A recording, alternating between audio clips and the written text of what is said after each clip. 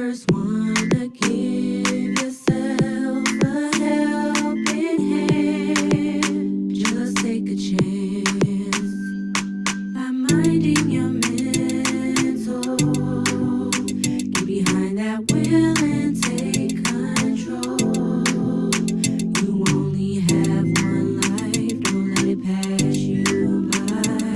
It's really that simple. Let's start by minding the mental. Good evening, everybody. Reverend Benita Weathers here. Welcome to Mind the Mental Monday. Sorry we're getting started just a little bit late. Had a training a little bit earlier, and so I decided to kind of come on a few minutes late rather than not come on at all.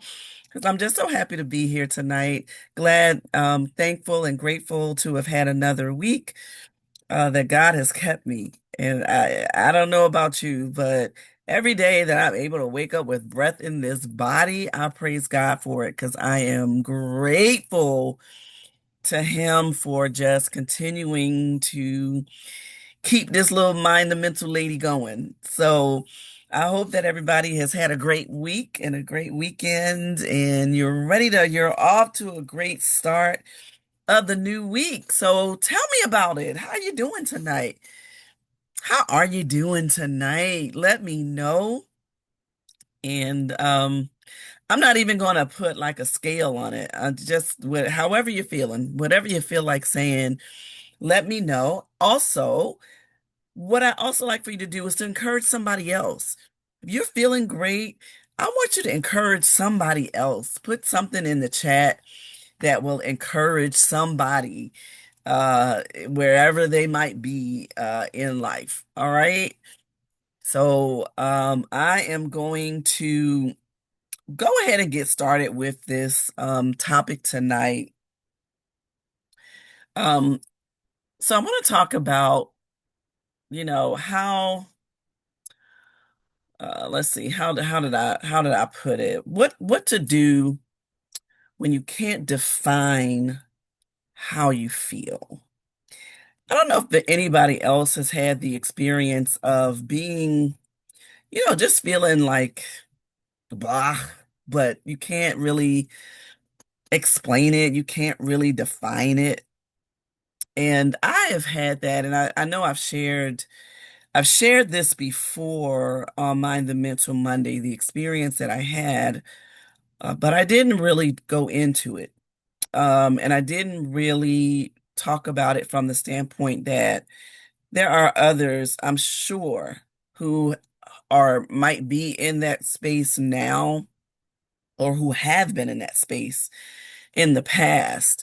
So I had an experience, this was actually many years ago at this point, where I just was in a kind of place.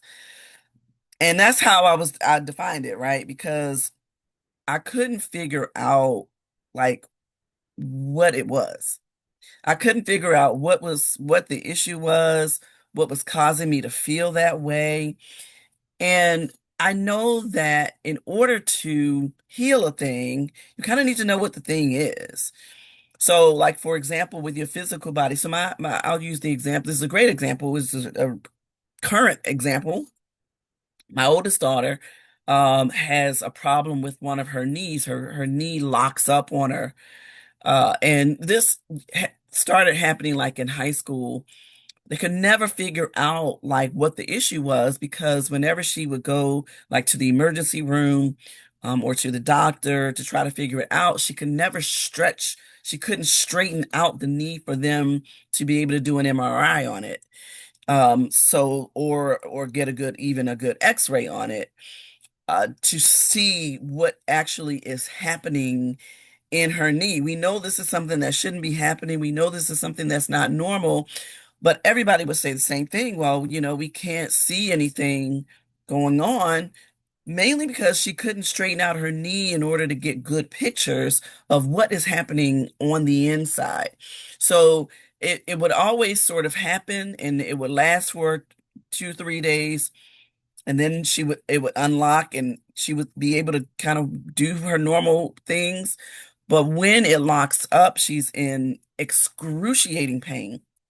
So it happened recently, just last week again. And I took her to the orthopedic specialist, and what the orthopedic specialist had to do was he had to press, like, kind of massage the muscle around her knee and get her to straighten it out. And as he's doing it, she's crying. I mean, she's bawling. She's in severe pain. And as a mom, like, watching her in this pain just really, really messed me up. And she's 30 years old and she's got children of her own. But listen, Mama Bear is still Mama Bear, right?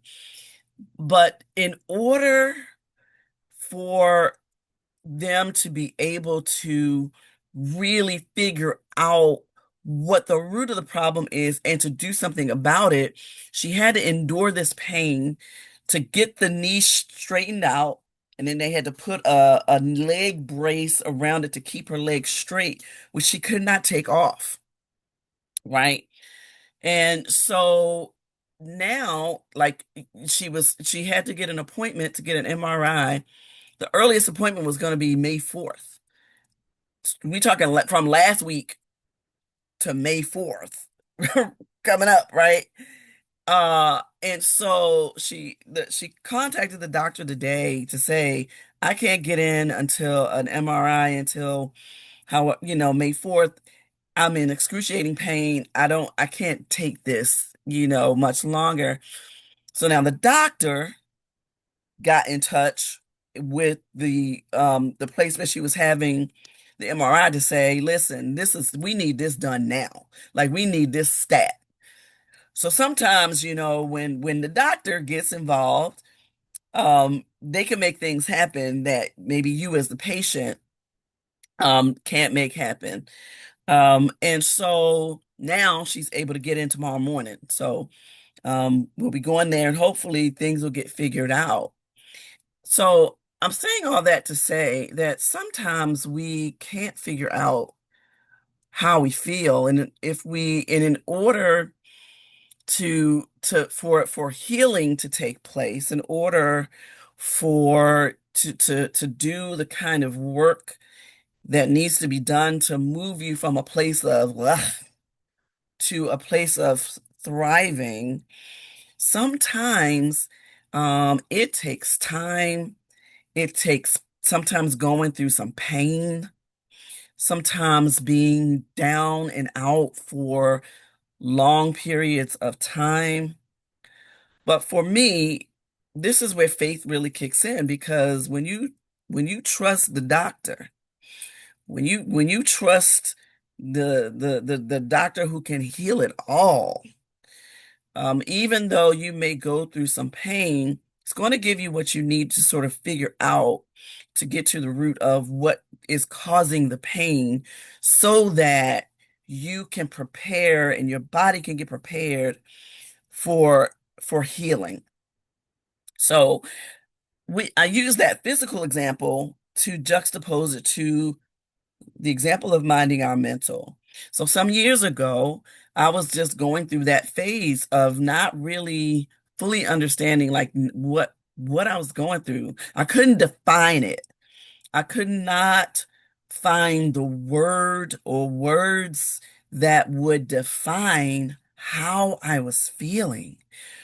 And it really was doing something to me to not be able to define it, right? It was really just working on me. So, I was in the car one day. I was actually heading from where I live now to my home, which is Baltimore. I had just gotten a brand new CD, one of my favorite artists. I put that CD on because I like to, if I'm when I get like a new CD, well, it's not CDs anymore, but back in the day when we listened to CDs, some of y'all know what I'm talking about. I always like to wait until I could listen to it in its entirety uninterrupted without somebody coming in talking. So the perfect way to do that is to be in the car all by yourself on a drive.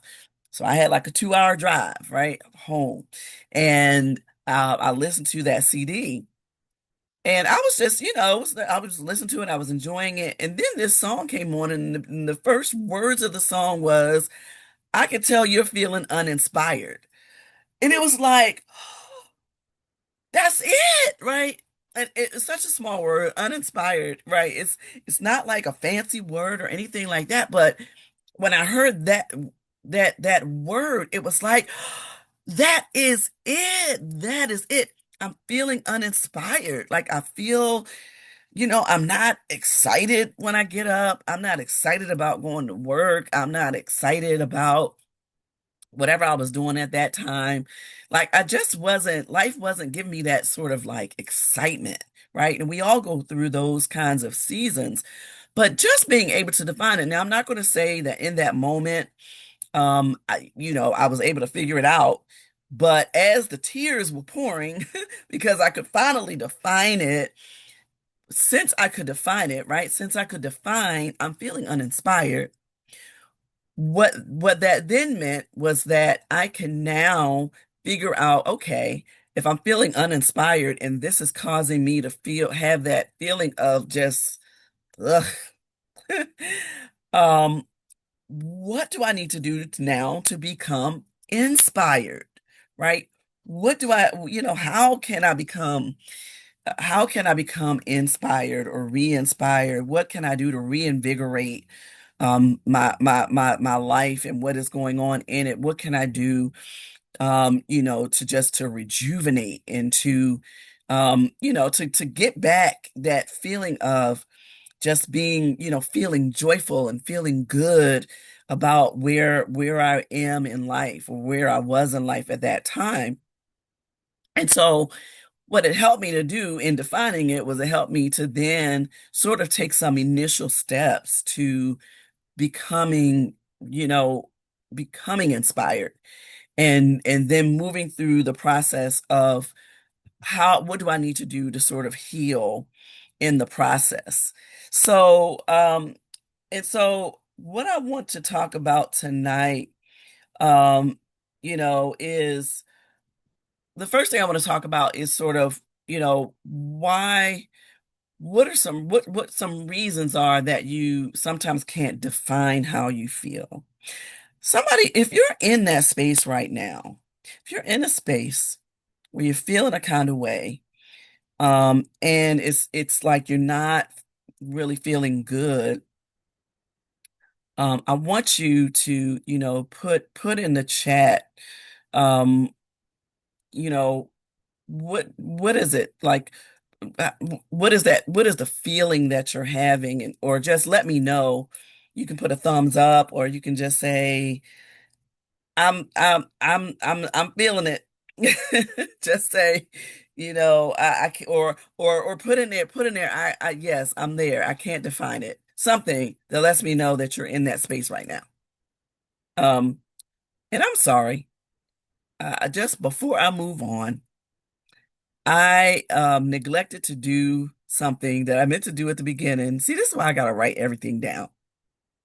But I gotta take this moment to congratulate one of our team members. I can't even talk. I'm so excited. Minister Ebony Robinson is graduating this Saturday with a bachelor's in it's not criminal justice. Oh, Minister Ebony, I'm so sorry. Somebody tell me, put that in the chat. But she's graduating summa cum laude. I mean, come on now. So let's give her a hand, put some hand claps in the chat just to say, and congratulations, Minister Ebony. We're so proud of you. And y'all, she's not stopping there. She's not stopping at the bachelor's. No, she gonna continue on to the master's in education. And so we are excited for her. We're proud of her. And so we want everybody to be proud as well. All right. So, and I'm so sorry that Mr. Ebony, charge it to my head and not my heart. Is that I really meant to start that segment, the episode out with that great news. So we are excited and we just want to cheer her on. Keep going, Minister Ebony, keep going. Criminal justice. Okay, so I was right. Okay, because sometimes my little brain sometimes just, you know, it be off sometimes, and I want to say, make sure I'm saying the right thing. So yes, so we're excited for her. All right, so getting back to the topic, so hopefully we know how she's feeling. Hopefully she's feeling excited. So she graduates this Saturday, so yay. All right. So getting back to why you can't define what you feel. It's important to understand because I know when I was going through that season of not being able to define how I was feeling, I felt in some ways like there's something wrong with me, right? Like, or like what is I don't I what something's wrong. Because yeah, clearly something was wrong because I wasn't feeling like my usual self. Um, and so it's important to take some time if you're in a space in a season like that to give yourself some grace and know that it is completely normal to go through seasons like that of feeling a kind of way but not being able to define how you feel. So I want you to sort of understand and give yourself grace, be patient with yourself, that you might not understand how you're feeling now, but you can work towards um, understanding kind of where you are and maybe even getting to the root of why you're there, right? So, some reasons though that you don't understand how you're feeling, why you can't define how you're feeling, you don't understand, what you're feeling. One is emotional overload. And we talk about this a lot. There is so much happening in life. And we talk about, the things that are happening internally, and they're all sort of also things happening externally. And all of those could be like multiple things, right? You could externally, be concerned about the world. You could be concerned about the wars, that are going on in Iran and in the Ukraine. You can be concerned about the innocent people whose lives are being taken in Gaza. I mean, you could be concerned about the shootings that occur in the United States, just like, we are probably the country with the most shootings. And so we have to live with that. Like we are consumed with that on a daily basis. We find ourselves not only being consumed with all of those things that are happening in our communities, in our country, in the world, but then there are those internal battles. Sometimes it's like you got a gun battle going off inside.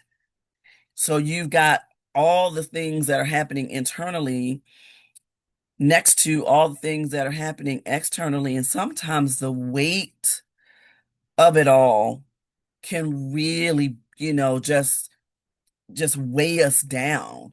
And so we have emotional overload. We're feeling a bunch of different emotions all at once. We can feel fearful. We can feel angry about things that are going on. We can feel numb to the things that are going on.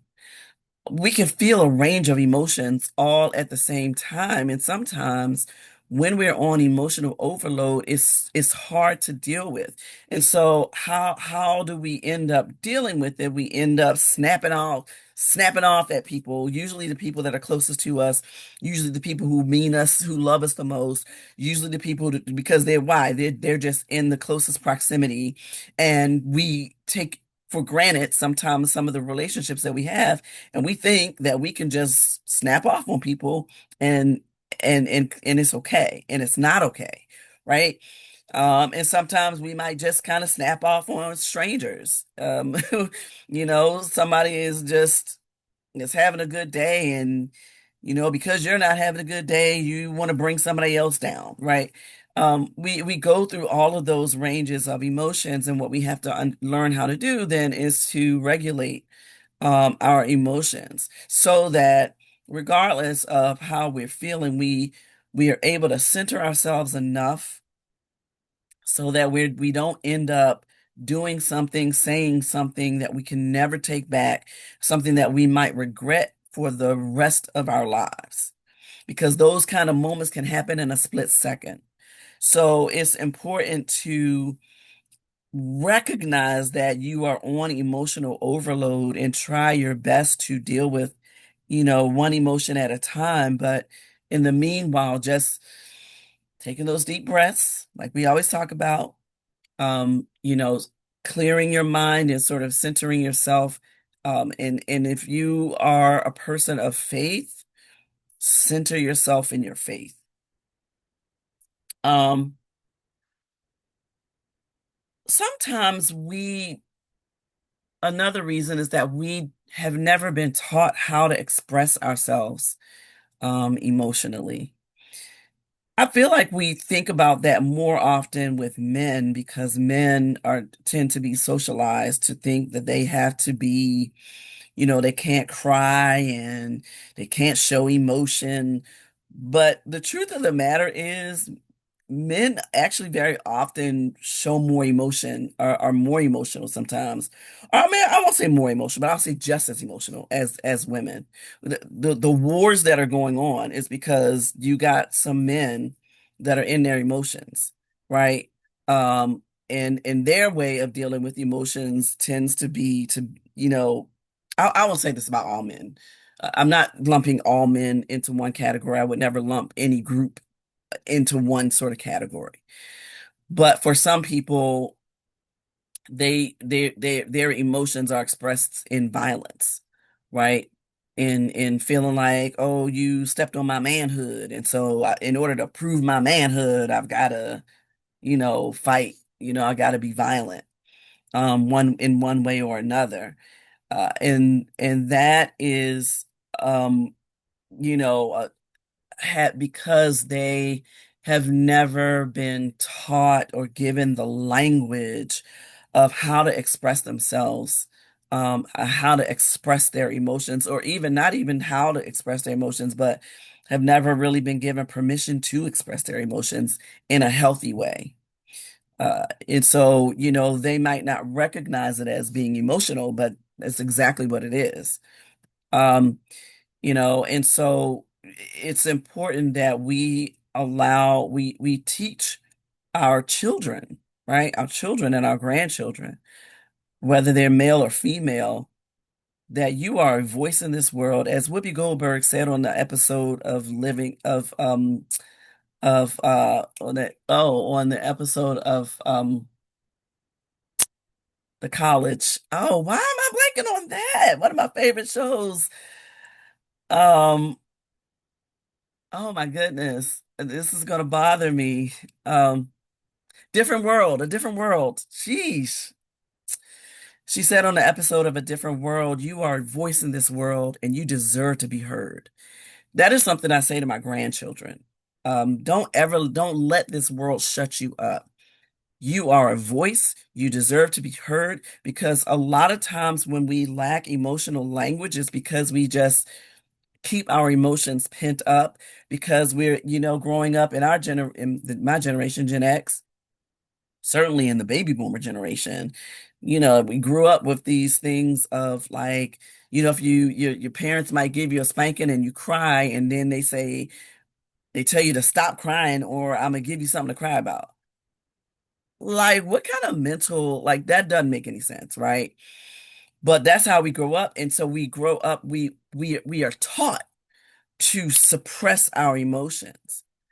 And then when we grow up and we have suppressed emotions from our childhood, we have suppressed emotions as young adults, and then we as young adults we get out into this world, a bigger world that's unfamiliar territory, and we're not sure about expectations. We get on our first job, and something, somebody says something, and we don't know if something that makes us feel away, and we don't know how to address it. We don't have the language to deal with it. So we have to learn that, late in life, but better late than never, right? So, learn that the language now for how to express yourself in a way that is safe, and in a way that makes sense for you, but something in a way that's not going to, have you end up in the grave, or in an early grave, or in jail, right? We have to figure out those tools on how to figure out what we're feeling on the inside, and how to deal with those emotions. And so, emotions are more nuanced than just being happy, being sad, and being angry. Like, again, there can be interconnectedness between all the emotions. Like we can go through a range of emotions, all those sorts of things. So we have to really get a grip on how we are feeling emotionally, and how we're able to um, get get those emotions out in a way that is safe. We'll talk about some ways to do that a little bit later. Another reason that you might be in a space of not being able to define how you feel is that you might be in survival mode.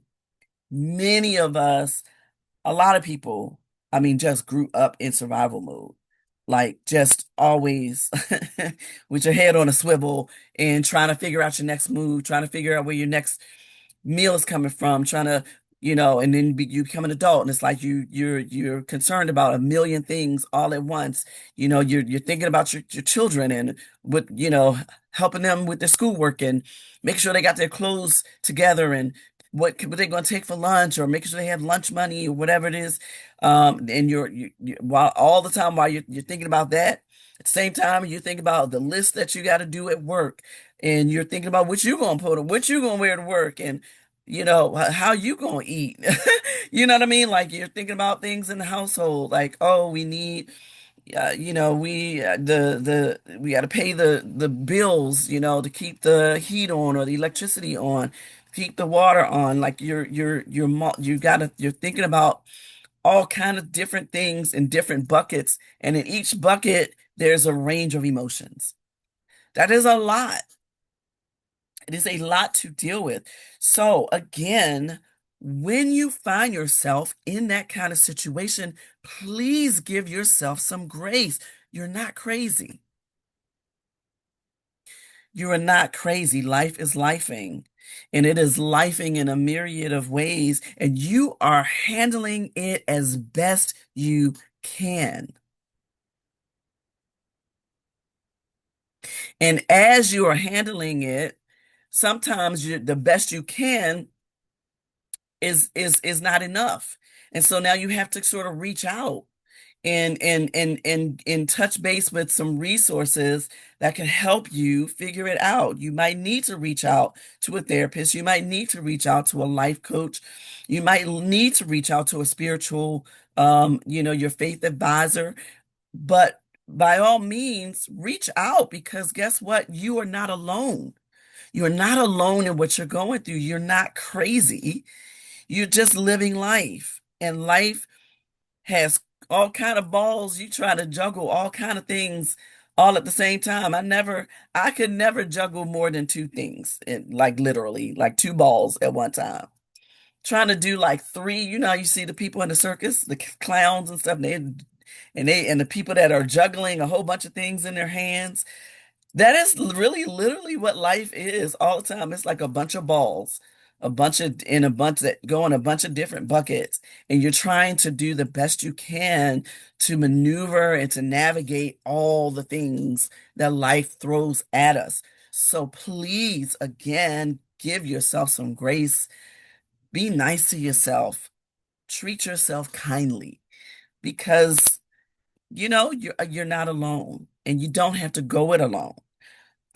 So when you've been in mode for a long period of time, your brain sort of, shifts from feeling to just functioning. When this is when you sort of you're just numb to it all, right? It's like because you just trying to keep up. And so now you're really numb to all the things that go with it. You're just in the mode of, listen, this I just got to figure it out. I got to figure out how I'm gonna get this done. And we've all been there, and some of you may be there now. Another reason is that you're carrying around suppressed emotions, and that's you've pushed things down so long, and now you're feeling like you can't define it because it's too much to define. It might not even be just a one word definition. For me, that one word helped me to define where I was in life at that time. But sometimes you might need more than one word to define where you are, to define what you're feeling. And then when you can define those multiple ways that you're feeling, then you can better identify a way to work through them. All right. So, if you've been dealing with this, it doesn't mean that something is wrong with you because that is our go-to, right? That's often the first thing that we say when we find ourselves in those kind of situations where we don't know what we're dealing with, when we can't define how we feel. Our go-to is something's wrong with me. Something wrong with me, right? There really isn't anything wrong with you. You are just in a space where you need to make some time to really sit with yourself and think through. It could be through journaling, could be through just listening to some meditative music. It could be through prayer, which I always recommend, because prayer is going to help you, is going to sort of open your mind up to where to go and how to deal with what you're dealing with. So sort of starting there is where we can start. So, you just have to give yourself some space. And I know that especially if you're in survival mode, I know that that is so much easier said than done. It's kind of like find time to do what? It's like I've gotta, I'm in school, I've got children, I'm working all at the same time. I'm doing all these things all at once. And I can't even find time, I can barely find time to breathe. But you gotta find time to breathe because the opposite of breathing is not breathing, right? So let's talk about some practical steps to get to a place of defining how you feel. And we talk about doing brain dumps all the time, but this really could be a good way to define it because you can sort of write down sort of all the sort of range of emotions that you might be feeling, the range of emotions that you might have gone through in the course of a day that you don't know where they came from. You can sort of dump out like what the emotion was and maybe what was going on at the time that that emotion came up. That can help you sort of drive in a little closer to, okay, if this emotion came up when this thing happened, okay, now why did that emotion come up when that thing happened? What was it about that thing that caused that emotion to come up? Write that down. Okay. Oh, ah. Well, when this thing happened, I felt this way because when something similar happened before, it made me feel like this. So, um, this somebody spoke to me in an unpleasant voice, and it made me feel angry because whenever somebody spoke to me in that voice, um, before, it made me feel small. It made me feel disrespected. And when I feel disrespected, I'm angry. And so what do I do with that? What can I do with that feeling? How it made me feel? Because that is where the issue is. The issue isn't necessarily in the anger itself.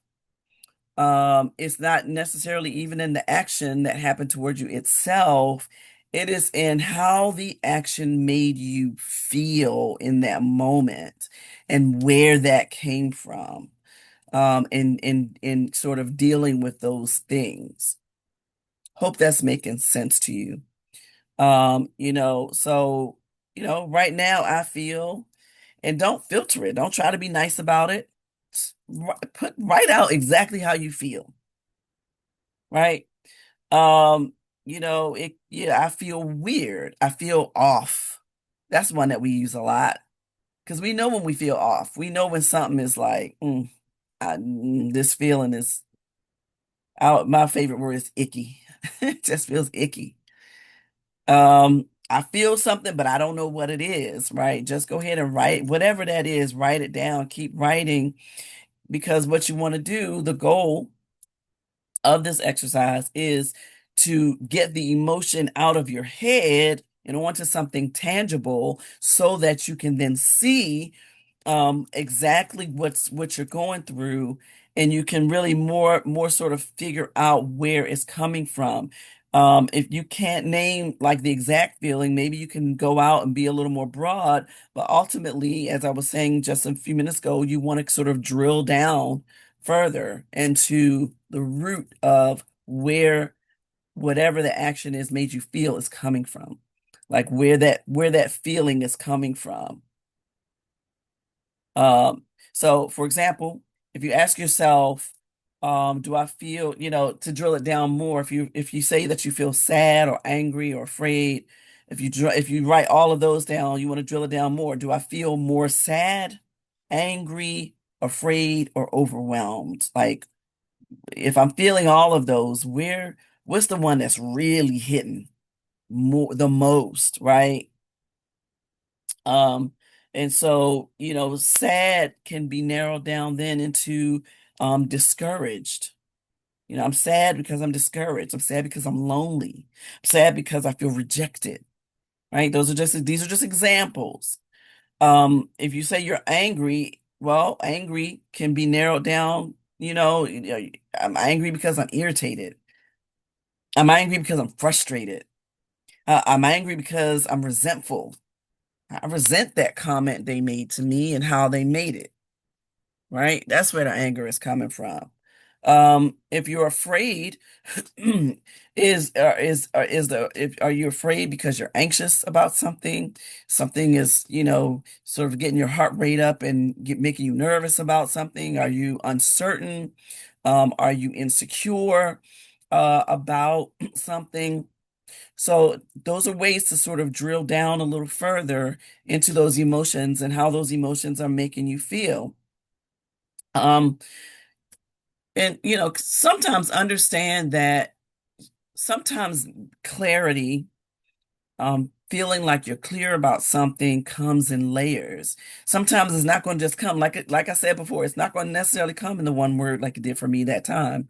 And that was just that one time, right? But other times, I could be feeling a range of emotions, and it takes a while to get the clarity because I haven't been able, it takes longer to sort of drill down on those different emotions that I might be having, sort of figuring out why I'm having them. Um, Also, check your body. I had the privilege of doing just a snippet, a portion of one of my workshops this past Saturday, and In it, I was saying how our mental health, everything starts in the mind. I've said that here before too. Everything starts in the mind. And what is going on in the mind impacts our physical bodies. So, you could feel, your chest could feel tight. You could feel a heaviness. Sometimes the weight of what you might be going through is so heavy that you literally feel like a tightness in your chest. And if you're uncertain about it, you should go to the emergency room because it could genuinely be a heart attack, especially women, because the way we feel heart attacks is not the same way that men feel them. So, really checking that out. If you know it's not like asthma, like I have asthma, so if I'm having a asthma attack, I know, I feel a heaviness on my chest, and with my inhaler, it sort of relieves it. So I know that that's what that is. But if you're not sure, then you should go get it checked out. So you ask yourself, is my chest tight? Do I feel heaviness? Is my stomach uneasy? Sometimes we carry the weight of things that we're going through. Sometimes it's a headache. Sometimes it's queasiness, like sometimes your stomach gets it's tied up in knots, or it just feels queasy for no real reason. And it wasn't something that you ate or something that you didn't eat. So you know that there's something that's going something else that's happening. You could feel restless or drained. Sometimes it comes out like that, like just you're either restless or you're just drained, and all you can do is go to sleep. And so, when you have a tight chest, it could be related to anxiety or stress. Um, if your body feels heavy, it could be related to sadness or exhaustion. If you feel restless, it could be related to unease or a lack of peace. So your body is speaking to you. Listen to your body. I cannot tell you how many times people have left this world early because they did not listen to their body. And the other thing I want to say about that is you know your body. You know your body better than the doctor knows your body, right? You know when something isn't right. So sometimes, we might go to a doctor that doesn't believe what we're telling them, or they just think that they know it all. They went to medical school and they know there's nothing wrong with you.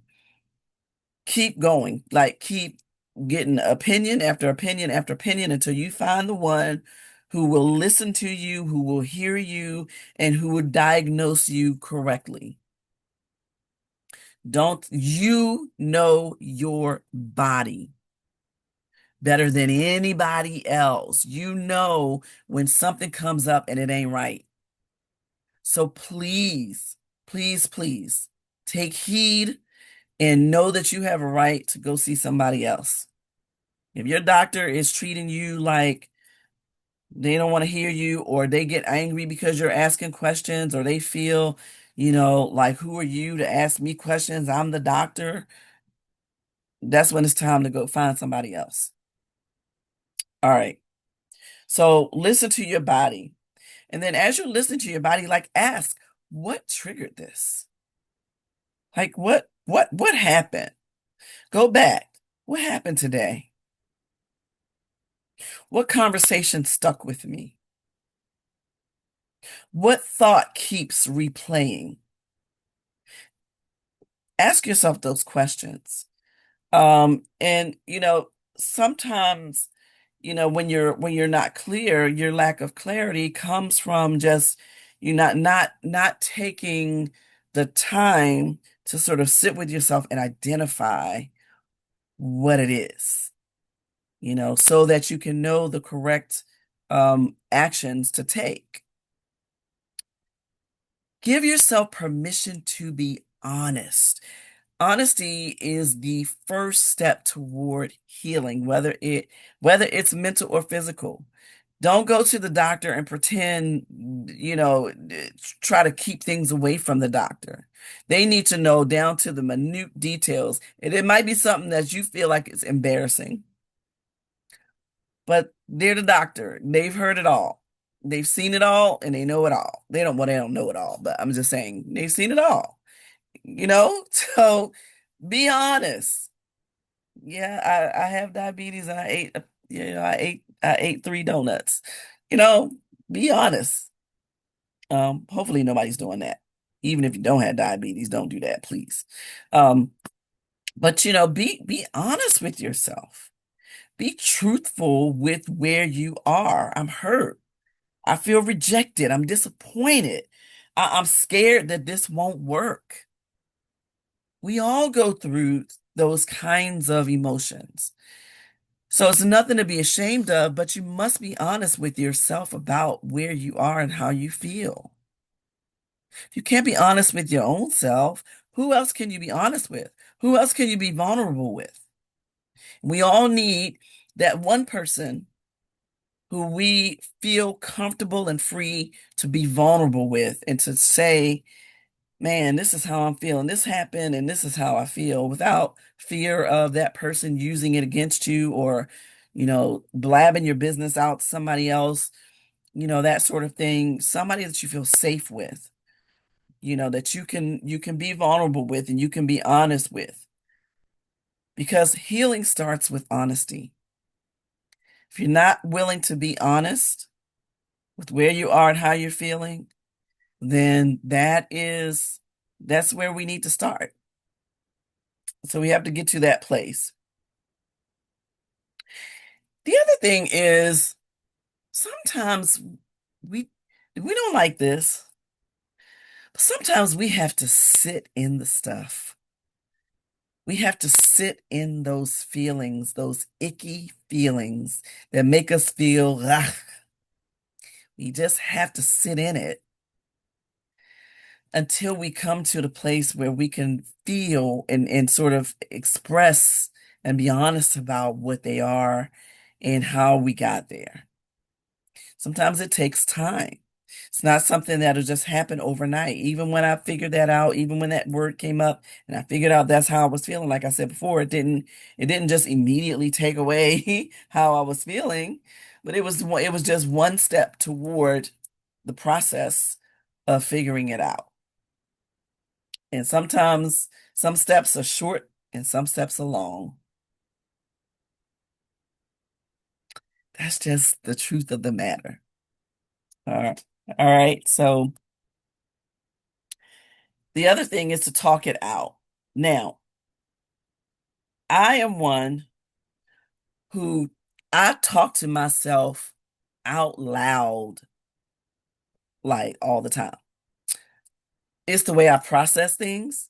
So I'm glad, that when I'm at work, I have my own office and I'm glad I have an office to myself. Because I just be in it talking to myself. I'll be talking myself through, things that I'm working on. And that's the way it just helps me to better sort of process what I'm doing. And, I'll talk it out and I'm usually like writing it down as I'm talking it out. And that helps to me to get clarity about like what I'm doing and, the task that I'm doing and what I want to present as a result of that task, of having completed that task.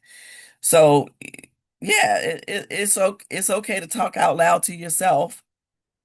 And when talking out after you talked it out with yourself, yeah, again, talk to that therapist, talk to that friend, talk to that, you know, um, that trusted individual that they might not say anything, right? They might not have anything to say, but they're just a listening ear.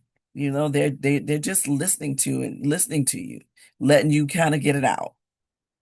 All right. So sometimes there's power in hearing your own thoughts. And we all sort of process and learn differently. Some people are audible learners, so they in hearing it, they learn it. Some people are visual learners, they have to see it.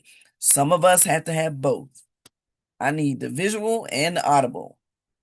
right? So that's kind of where I am. So it's really important, and we're going to wrap up here, but it's really important to figure out how figure out defining like what you're going through. And the reason that it's important is that one, rather than suppressing it, you can process it. When you process it, you're going to kind of process it out of your body.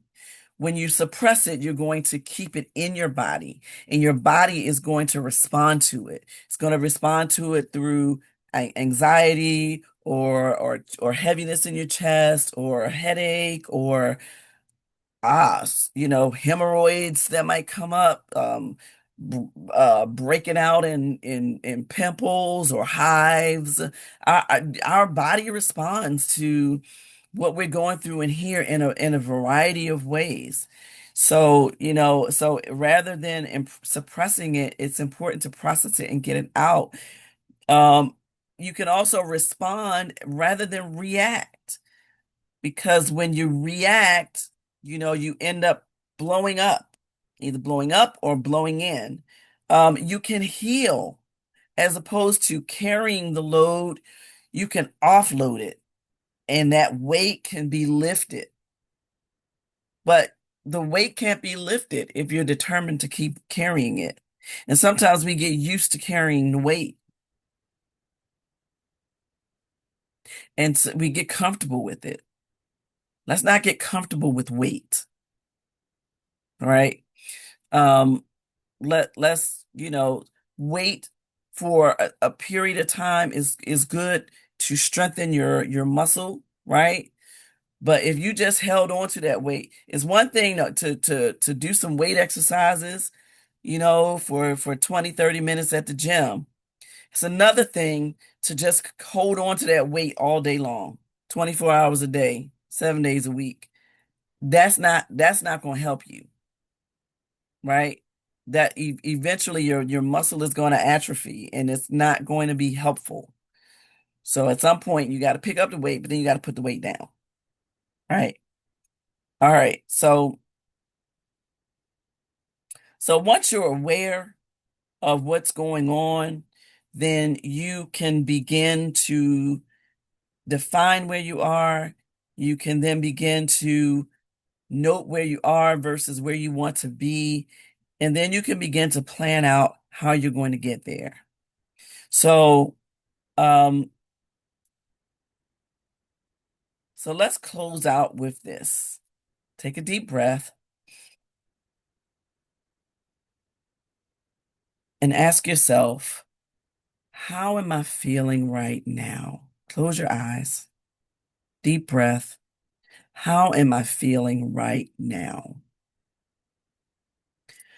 And, be honest with yourself. Just, be honest. And then ask yourself, what might this feeling be trying to tell me? What can I learn from this feeling about me? What is it saying to me? All right. And then just sit with that. Write it out, journal it out, and work it out and work it through. All right. So you don't have to ignore what you don't understand, right? You can learn yourself. You know yourself better than anybody else. And guess what? If you are in a space where it is difficult to define where you are, you're not alone. You're not crazy. There's nothing wrong with you. You just need to take some time to process where you are, right? So that you can navigate where you are in order to get to where you're going. All right? All right. So I hope that was that was helpful for someone tonight.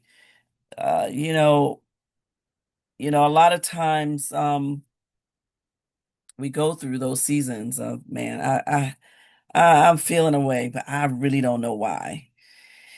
If you're in a place where you are there and you feel like you could use some additional help, some additional resources, some additional somebody to sort of ride with you, shotgun as you are figuring it out, then I'm a certified life coach. Please contact me. I would be happy to do a free 20-minute consultation with you, and we can go from there. All right. So thank you again for tuning in to Mind the Mental Monday. And Lord willing, and the creek don't rise. I will see you again next Monday. I pray that everybody has a wonderful and blessed week.